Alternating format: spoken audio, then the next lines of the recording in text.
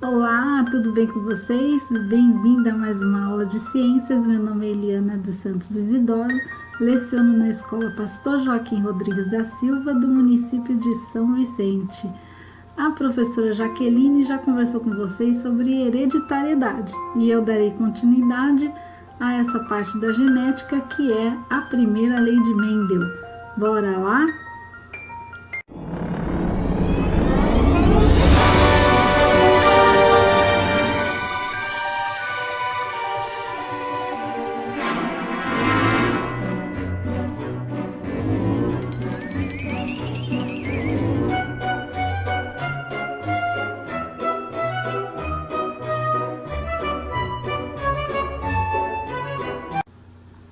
Eu não posso falar da primeira lei de Mendel sem antes falar um pouquinho da genética.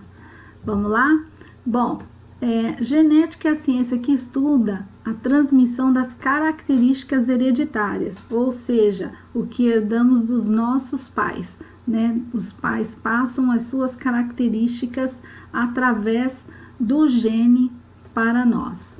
Então, o gene é o segmento de DNA, que é aquela dupla hélice, né, que determina a nossa característica. Locus gênico, plural, conhecido como loci, local exato do cromossomo onde localiza o gene. Então, por exemplo, eu tenho aqui um cromossomo, certo? E essa marquinha que você está vendo aqui, ó, é chamado de locus gene. Então, ou seja, o local exato desse cromossomo, igual esse que eu tô mostrando aí para vocês. Genes alelos. Genes alelos é o par onde ocupa o mesmo locus em um cromossomo, em cromossomos homólogos. Então, vamos lá. Então, nós temos aqui os cromossomos, né? Esses cromossomos aqui são conhecidos como cromossomos homólogos, e esses genes aqui são conhecidos como alelos. Azão, azão, esse daqui, azão, azinho, e esse azinho, azinho. Depois eu vou explicar para vocês por que essas letras diferentes. Continuando com o nosso raciocínio, gene dominante, ele possui maior expressividade e é representado por letras maiúsculas. Azão, azão, bezão, bezão, cezão, cezão, assim por diante. E o gene recessivo, ele possui uma menor expressividade. Ele é representado pelas letras minúsculas. Azinho, bezinho, cezinho, ok? Homozigoto. Homozigoto puro é um indivíduo que apresenta dois genes alelos iguais para uma determinada característica. Por exemplo, azão, azão, quer dizer dominante. Fzinho, Fzinho, quer dizer recessivo. Heterozigoto, conhecido também como híbrido, indivíduo que apresenta dois genes alelos diferentes para uma determinada característica. Então, ó, heterozigoto diferente, homozigoto igual. Então, heterozigoto, a característica que nós estamos vendo ali é o Vzão, Vzinho. Então, olha o exemplo aqui. Então, nós temos dois cromossomos, um cromossomo da mãe, um cromossomo do pai, e nós temos aqui, ó, azão, azão, homozigoto dominante, Vzão, Vzinho, heterozigoto, Fzinho, Fzinho, homozigoto recessivo. Se você esquecer, dá uma voltada, volta lá no vídeo e assiste novamente, tá bom? Eu sei que essa matéria, ela é difícil, mas cai aí nos vestibulares, vestibulinhos, então bora estudar. Então, vamos conhecer um pouquinho sobre Mendel. Em 1866, trabalhando em um monastério, Gregor Mendel publicou a sua pesquisa sobre hereditariedade. Só que ele morreu sem ter o devido reconhecimento.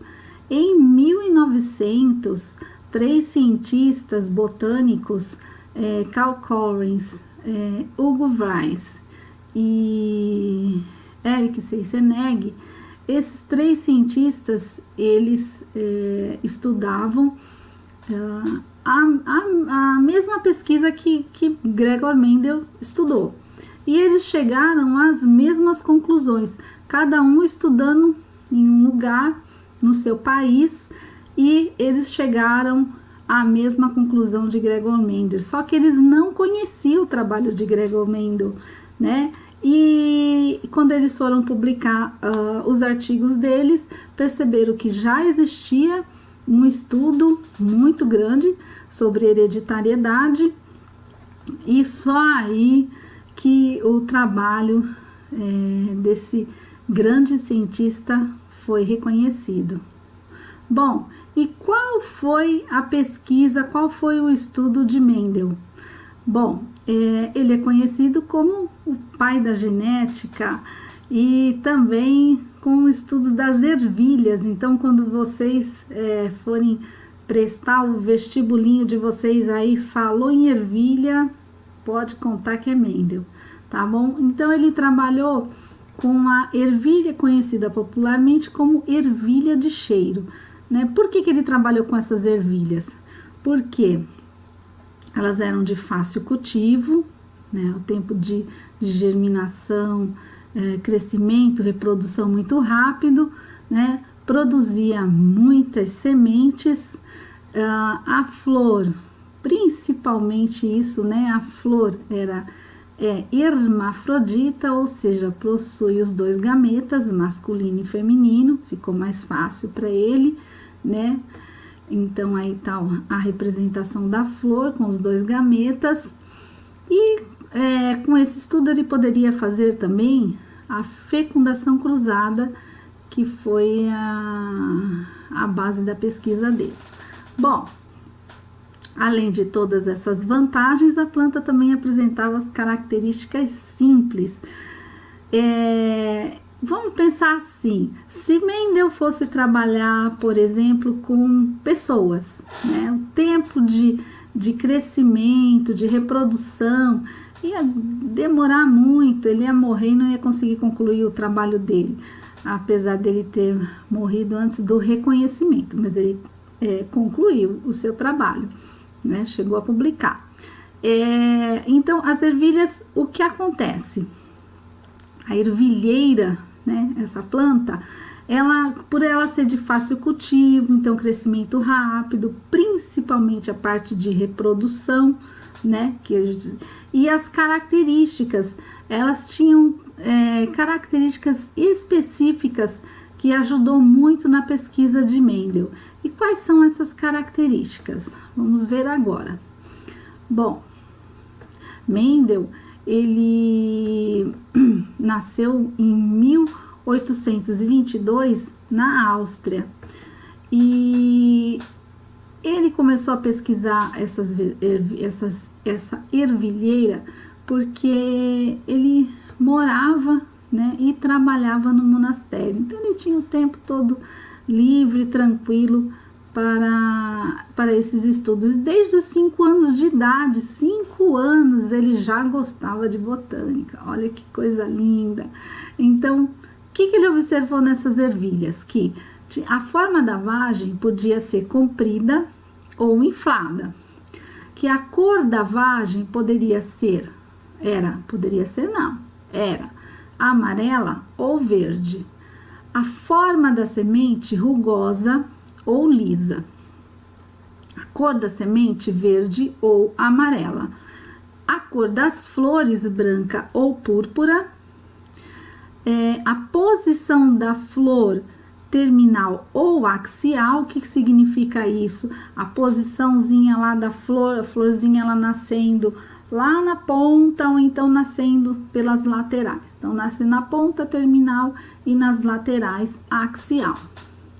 E, por último, a altura da planta, anã ou alta. Então, uma planta baixa ou uma planta alta. Então, essas 7 características ajudou muito no estudo de Mendel, né? Então, assim, com esse estudo, deu para perceber bem a genética. Só que nessa época nem se falava em nome de genética.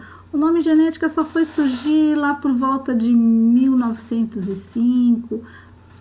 Bom, terminamos nossa aula. Agora é com você. Acesse o blog e realize os exercícios. Espero vocês na próxima aula. Até mais!